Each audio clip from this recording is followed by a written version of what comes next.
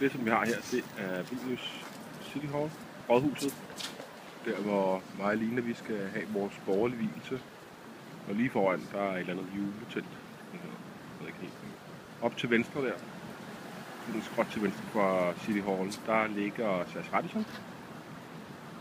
Og skråt til højre derhen, hvor man kan se, der er en åbning. Hvis man lige bevæger sig 20 meter længere ned, der er de der lejligheder, som man kan leje, der hedder Real House.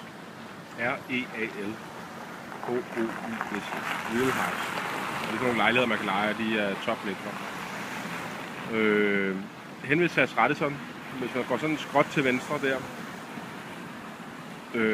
så er der sådan en italiensk-fransk restaurant på hjørnet. Og det er simpelthen vores, der går derind. Der er tatar til forret, og det anbefaler jeg kraftigt. Eller på det kraftigste. Og så her der er jo så der er alt muligt shopping, ikke? Hele vejen frem og tilbage over ned. Så herovre på højre side, der har vi også alt muligt shopping. Men så hernede af, og så den der smalle gade, der er der i midten, hvor bilen kommer ud. Hvis man lige går 20 meter ned ad den gade, på højre side nede i kælderen, der er der en ølbar, hvor der er alt muligt slags litauisk øl.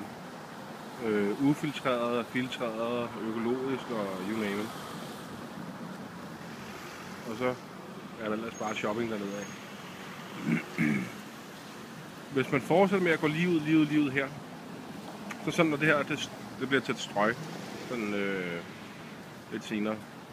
Men dernede, der har altså sådan 500 meter i den retning, der ligger der sådan en café på højre side. Der er sådan en chokoladecafé. De har sådan et fuldt menukort. Altså du kan få chokoladefondue og chokoladeshots og chokolade espresso shots og you name it. Alt muligt. Det er også en must. Men ja, der kommer mere.